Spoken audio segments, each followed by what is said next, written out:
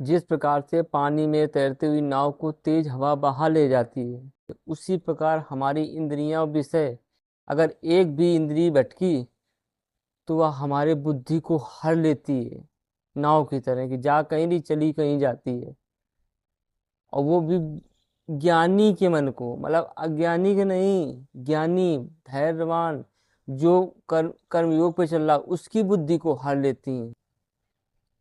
भगवान ने कैसे समझाया है कि जैसे नाव नहीं कि जा इस दिशा करो, ये तेज हवा उस दिशा को पहुंचा देती है, ऐसी हम कर कुछ रहे होते हैं और हमारी इंद्रियां कहीं एक भटकी तो कहाँ से कहाँ पहुंचा देती हैं। इसलिए हमें अपनी समस्त इंद्रियों को भगवान की सेवा में लगा देना चाहिए। यही एकमात्र उपाय भटकने से है। भटकने से बचने का मात्र एक ही उपाय है कि हमें समस्त इंद्रियों को ईश्वर की सेवा में ही लगा देना चाहिए, ताकि ऐसी आशंका ही न रहे।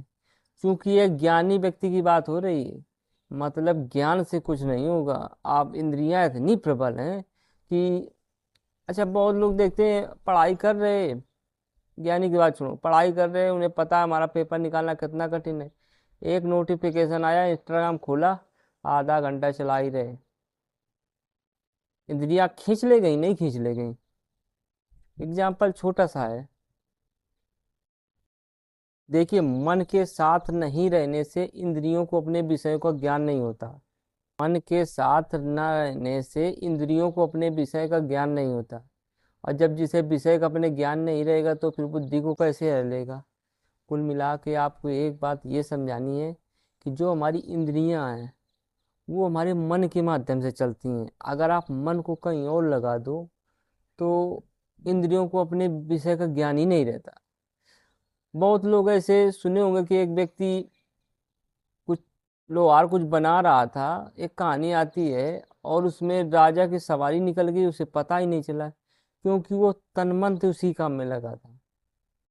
अब क्या उसके कान नहीं थे कि आंख नहीं थे, नहीं देखा है, दिमाग है, मन लगा दिए, से इंद्रियों को अपने विषय ज्ञान नहीं रहता। या बहुत लोग ऐसे होते हैं जो आईएएस वगैरह की परीक्षा की तैयारी करते हैं, वो ये भूल जाते हैं कि हम खाना खाए थे कि नहीं खाए थे, क्योंकि अगर पूरा मन उसी में लग गया। कुल मिला के कहने का मतलब है, एग्जाम्पल ना समझ में आ रहे हो, कि अगर आपका मन भगवान में लगा है तो इंद्रियां होते हुए नहीं इंद्रियां होती हैं। जब भाई वो, फिर वही उदाहरण आ गए कि एक बस है, जब बस में इंद्रियां बस हैं और उसमें जो डीजल पड़ता है वो है मन, तो बिना डीजल के बस कैसे चल सकती है। तो बिना इंद्रियां बिना मन के नहीं चल सकती।